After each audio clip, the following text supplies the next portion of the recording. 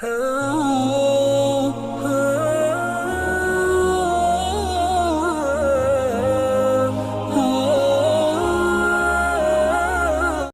ہے قرآن دو چیزوں کا تذکرہ کرتا ہے. ان کو خوف اور غم کیوں نہیں ہے؟ دو چیزوں کا تذکرہ. الذین آمنوا، کہ ان کے پاس ایمان ہے، وَكَانُوا يَتَّقُونَ، اور وہ اللہ سے ڈرنے والے ہیں. تو جس کے پاس ایمان ہوگا وہ غمگین کیسے ہو سکتا ہے؟ اور جس کے پاس اللہ کا خوف موجود ہوگا وہ دنیا کے خوف میں مبتلا کیسے ہو سکتا ہے؟ اگر دنیا کے غم و خوف سے نجات چاہتے ہو تو یہ دو صفتوں کو اختیار کر لو، یہ دو باتوں کو اختیار کر لو. الذین آمنوا، ایمان والے بن جاؤ، مومن بن جاؤ، تمہیں اللہ تعالیٰ غموں سے نجات عطا فرمائے گا. آپ کہیں گے کیا ہم مومن نہیں؟ یقیناً میں کوئی فتویٰ لگانے والا مفتی تو نہیں، میں فقیر بے نوا ہوں، لیکن اتنا ضرور کہوں گا آپ کا دل سب سے بڑا مفتی ہے. اللہ اکبر. اپنے ایمان کا جائزہ لو. جو قوم 200 روپے کی چپل بیچنے کے لیے اللہ کے نام کی جھوٹی قسم کھا لے، اس قوم کو مومن کہلانے کا حق کیا ہے؟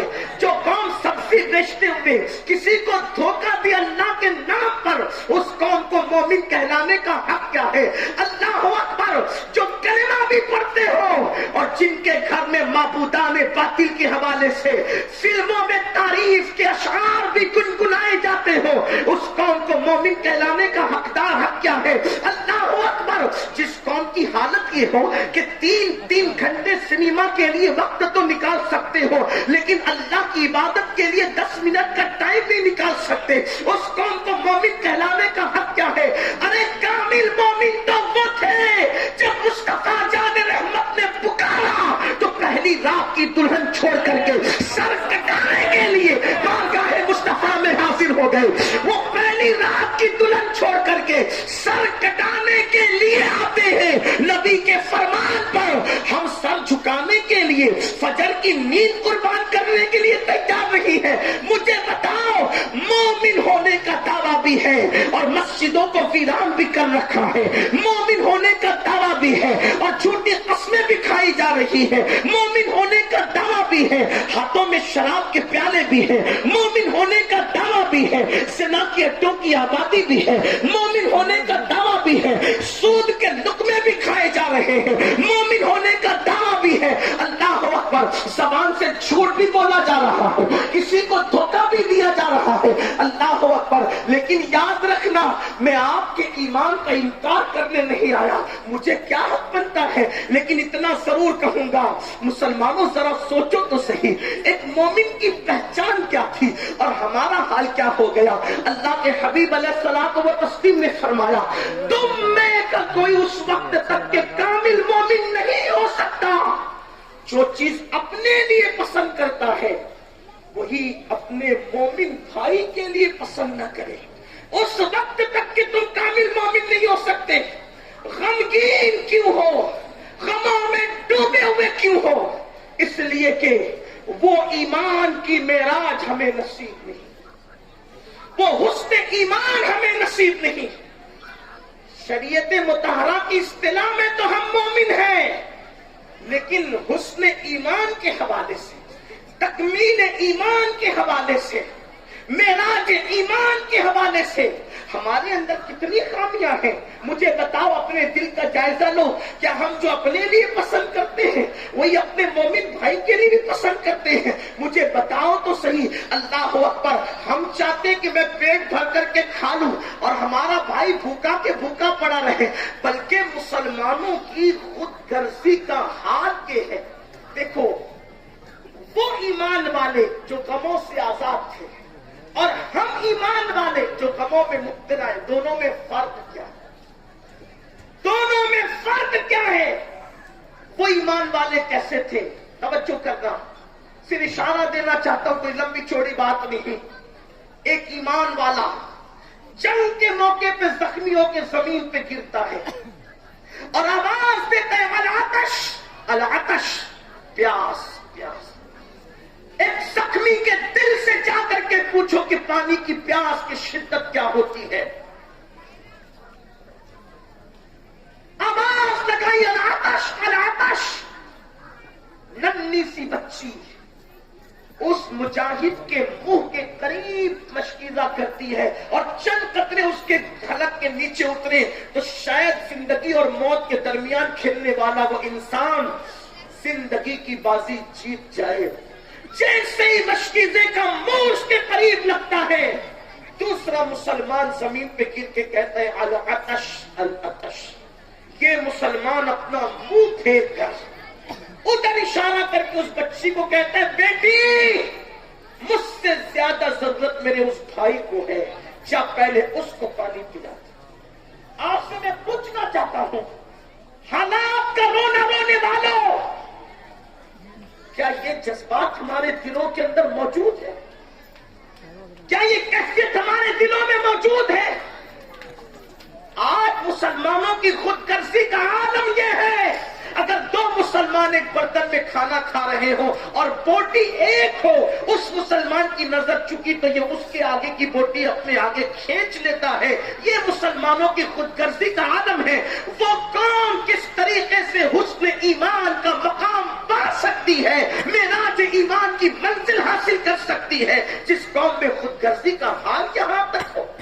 سگے بھائی کے یہاں اگر بیٹے ہی بیٹے پیدا ہو تو دوسرے سگے بھائی کو تکلیف ہوتی کہ اس کے بیٹے کیسے پیدا ہو.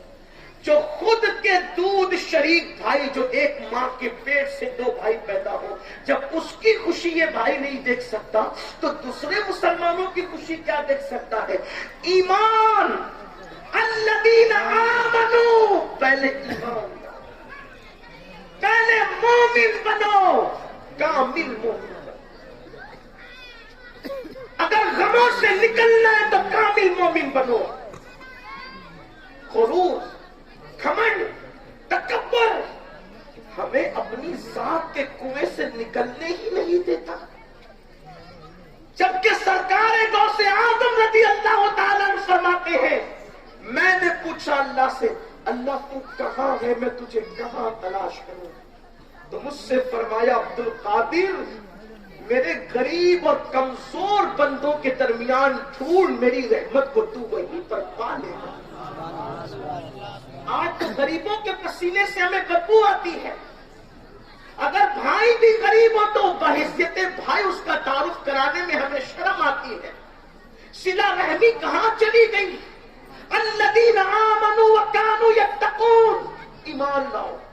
ایمان کا مختصر تعارف یہ کرایا جا سکتا ہے کہ مصطفیٰ جان رحمت صلی اللہ علیہ وآلہ وسلم جو کچھ لے کر آئے اللہ کی طرف سے, زبان سے اس کا اقرار کرنا اور دل سے اس کی تصدیق کرنا, اس کا نام ایمان ہے.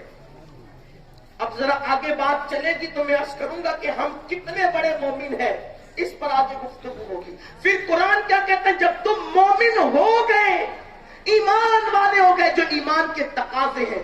کیا تقاضے ایمان کے؟ ایمان کے تقاضے کیا ہیں؟ مومن کی شان یہ ہے کہ مومن راستے میں تکلیف دینے والی چیز کو پڑے رہنا بھی پسند نہیں کرتا. ایک مرتبہ دیکھو مومنوں کی پہچان کیا تھی ایک دور میں. آج بھی مولانا پڑھ رہے تھے کہ ہمیں نکالنے کی کوشش کی جا رہی ہے. میں کہتا ہوں کہ جو قوم اپنے بھائی کا اچھا نہ دیکھ سکے پھر اس قوم کے اچھے دن کیسے آ سکتے؟ لیڈروں کی غلامی تھوڑی اچھے دن لاتی ہے. مصطفیٰ جان رحمت کی غلامی اچھے دن لاتی ہے. کی محمد سے وفا تو نے تو ہم تیرے ہیں, یہ جہاں چیز ہے کیا لوح قلم تیرے.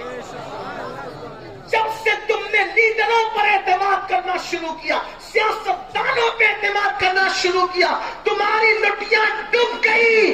نکلو ان کے خول سے اور آؤ اس کے قدموں میں جس کے قدموں میں پتھر بھی پہنچتے ہیں تو معراج پا جایا کرتے ہیں. اس نبی کے قدموں کی طرف آؤ, مصطفیٰ جان رحمت کے قدموں کی طرف آؤ. مسلمانوں کی پہچان کیا تھی؟ اللہ اکبر. یہودیوں کا ایک قافلہ ایک راستے سے گزرتا ہے تو ایک پتھر کو پڑا دیکھ کر آپس میں باتیں کرتے ہیں، شاید یہاں سے کسی مسلمان کا گزر نہیں ہوا، اس لیے کہ اگر یہاں سے مسلمان گزرتا تو یہ پتھر یہاں پڑا ہوا نظر نہ آتا، کیونکہ ان کے نبی کا فرمان ہے رستے سے تکلیف دینے والی چیز کو ہٹا دینا ایمان کے شعبوں میں سے ایک شعبہ ہے، ایمان کی شاخوں میں سے ایک شاخ ہے۔ آپ مجھے بتاؤ، جو قوم رستے میں پتھر کو پڑا نہ رہنے دے، وہ قوم کسی کے راستے میں کانٹے بچھانا کب گوارا کرے گی؟ وہ قوم کسی کے آگے رکاوٹیں پیدا کرنا کب گوارا کرے گی؟ آپ سوچو تو صحیح، ایمان ہمیں کہاں لے جا رہا تھا اور ہم کس دلدل کے اندر ڈوبے ہوئے ہیں۔ اگر بات اسی پر ہو تو بہت بات ہو سکتی ہے، لیکن پھر قرآن ایمان کے بعد کی آگے کی منزل بیان کرتا ہے، الذین آمنوا وکانوا یتقون، اور وہ خشیت والے لوگ ہیں، وہ تقوی والے لوگ ہیں، وہ اللہ سے ڈرنے والے لوگ ہیں۔ یعنی اگر دل سے لوگوں کا خوف نکالنا ہے تو اللہ سے ڈرو، اپنے دل میں اللہ کی خشیت پیدا کرو، اللہ کا خوف پیدا کرو، اور یاد رکھنا جو جتنا اللہ سے ڈرتا ہے اس کو اتنا اللہ کا قرب نصیب ہوتا ہے، جو جتنا اللہ سے ڈرتا ہے وہ اتنا اللہ کا مقرب بنتا ہے، جو جتنا اللہ سے ڈرتا ہے وہ اتنا زیادہ اللہ کے نزدیک عزت والا ہوتا ہے۔ ڈرپوک لوگوں کی عزت جاتی ہے۔